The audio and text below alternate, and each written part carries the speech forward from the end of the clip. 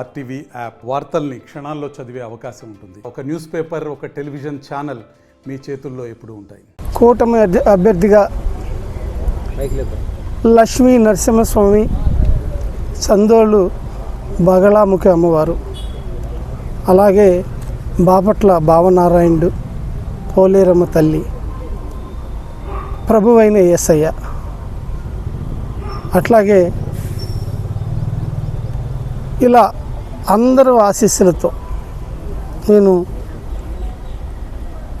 ఈరోజు నామినేషన్ కార్యక్రమం పూర్తి చేశాం. ఈ నామినేషన్ కార్యక్రమంలో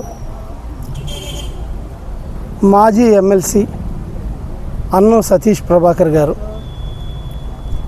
అలాగే మాతో పాటు ఎంపీ అభ్యర్థి తెన్నేటి కృష్ణప్రసాద్ గారు, అలాగే నరేంద్ర వర్మ అనే నేను, తెలుగుదేశం పార్టీ కార్యకర్తలు, జనసేన పార్టీ కార్యకర్తలు, భారతీయ జనతా పార్టీ నాయకులు, కార్యకర్తలు అందరూ ఐకమత్యంతో కలిసికట్టుగా బాపట్లలో ఈసారి గెలవాలి అని జోరుగా, హుషారుగా, ఎంతో ఉత్సాహంగా, ఉల్లాసంగా కేరింతలు కొడుతూ, డాన్సులు వేస్తూ, డప్పులు మోగిస్తూ అందరూ మనం గెలవాలి అని ఒకరికి ఒకళ్ళు కంగ్రాచులేషన్స్, అభినందనలు చెప్పుకుంటూ ఈరోజు ఎంతో హుషారుగా నామినేషన్ ప్రక్రియ పూర్తి చేశాం. ఈ నామినేషన్ ప్రక్రియ కోసం పల్లి నుంచి వాడలా ఇంత వేడిగా ఉన్నా కూడా ఈ నామినేషన్ మహోత్సవానికి వచ్చారు. ఒక ప్రజలకి మంచి చేయాలి అని ఒక ఆలోచన ఉంటే ఇలా వస్తారా కార్యకర్తలు అని ఈరోజు ఈ నామినేషన్ చూస్తే మాకు అనిపించింది. 2014లో సతీష్ నామినేషన్ వేసేటప్పుడు కూడా మేము రోడ్ల మీద ఇలాగే కేరింతలు కొడుతూ నామినేషన్ వేసాం. చాలా కొద్ది మెజార్టీతో అప్పట్లో మేము ఓడిపోవటం జరిగింది. దాని ముందలు కూడా ఓడిపోవటం జరిగింది. ఇలా 4 పర్యాయాల నుంచి ఓడిపోతున్నాము ఏంటి ఈ బాపట్ల అని తెలుగుదేశం పార్టీ కార్యకర్తలే కాదు, ప్రజల్లో కూడా కసి పెరిగింది. మార్పుకు శ్రీకారం చుట్టాలని ప్రజలు డెసిషన్ తీసుకున్నారు. ఆల్రెడీ ఒక దుర్మార్గపు ప్రభుత్వాన్ని, ఒక అవినీతి ఎమ్మెల్యేని ఈ ప్రాంతం నుంచి మనం పంపించేయాలి. అది గౌరవంగా. ఏం మాట్లాడతారో తెలియదు, ఎలా దోసుకుంటున్నారో తెలియదు, కను సైగల్లోనే అధికారం అంతా చెలాయించి బాపట్లేదో సొంత జాగీర్లాగా ఇది నాది అనుకునే ఇటువంటి ఎమ్మెల్యేకి బుద్ధి చెప్పాల్సిన అవసరం ఉందని ఈ నామినేషన్ పందా పూర్తయ్యాక ఈ ప్రెస్ మీట్లో నేను ప్రజలకి పిలిపిస్తున్నా. అన్నిటికి మించి జన సైనికులు, మన పవన్ కళ్యాణ్ గారి త్యాగ ఫలం, భారతీయ జనతా పార్టీ బలం, తెలుగుదేశం పార్టీ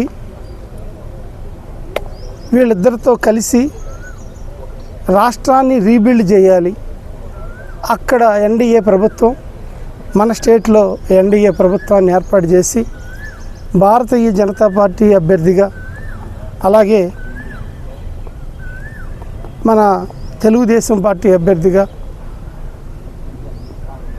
జన సైనికులు బలపరిచిన అభ్యర్థిగా నేను వాళ్ళతో కలిసి రాబోయే 5 ఏళ్ళు ప్రయాణం చేస్తున్నా.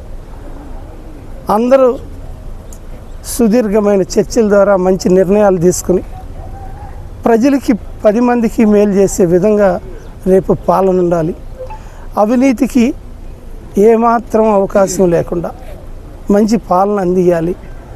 బాపట్ల ప్రజలకి ఎవరి పని వాళ్ళు చేసుకునేటట్లుగా అవకాశం కల్పించాలి. ఎమ్మెల్సీగా అన్నం సతీష్ గారు చేసిన టైంలో అట్లా జరిగింది. మరలా అటువంటి పందాన్ని మేము రాబోయే రోజుల్లో ప్రజల్లోకి తీసుకెళ్తాం. ఎవరు కూడా ఎమ్మెల్యేలకు కానీ రాజకీయ నాయకులకు కానీ ఫోన్ చేయకుండా వాళ్ళ పనులు వాళ్ళే అధికారుల దగ్గర చేసుకోవాలి. వ్యాపారస్తులు స్వతంత్రంగా వాళ్ళ వ్యాపారాలు వాళ్ళు చేసుకోవాలి. ఎవరి మీద ఏ రాజకీయ నాయకులు అహంకారాలు అలాగే జులుం విధిలించకుండా స్వేచ్ఛగా పౌరులందరూ బతికే విధంగా బాపట్లను డెవలప్ చేయాలని ప్రధానమైన ఉద్దేశం.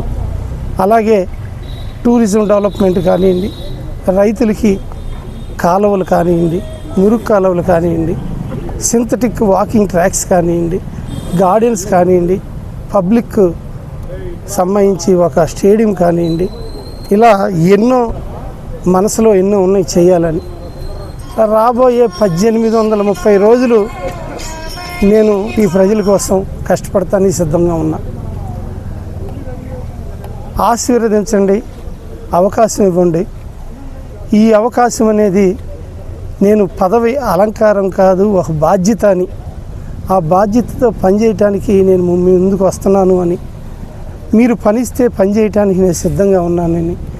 ఇప్పుడు దాకా సేవా కార్యక్రమాలు చేసిన నేను రాజకీయాన్ని ఒక ప్రజాసేవగా అనుకుంటూ ప్రజాసేవ చేయటానికి ప్రజలు ఓట్లేస్తే కానీ ప్రజాసేవ చేయలేం. కాబట్టి ఈ ప్రజాస్వామ్యంలో రాజ్యాంగబద్ధంగా ప్రజాసేవ చేయాలంటే ప్రజలు ఓట్లేసి ఒక పనిని అప్పచెప్తే ఒక సేవకుడిలాగా పనిచేయటానికి నేను సిద్ధంగా ఉన్నా. ఈ ప్రాంతంలో పుట్టాం, ఈ ప్రాంతంలోనే పెరిగాం, ఈ ప్రాంతంలోనే దాన ధర్మాలు చేస్తున్నాం, ఈ ప్రాంతంలోనే ఉంటున్నాం, ఈ ప్రాంతంలోనే రాజకీయాలు కూడా ప్రజాసేవ కూడా చేయటానికి సిద్ధంగా ఉన్నాం.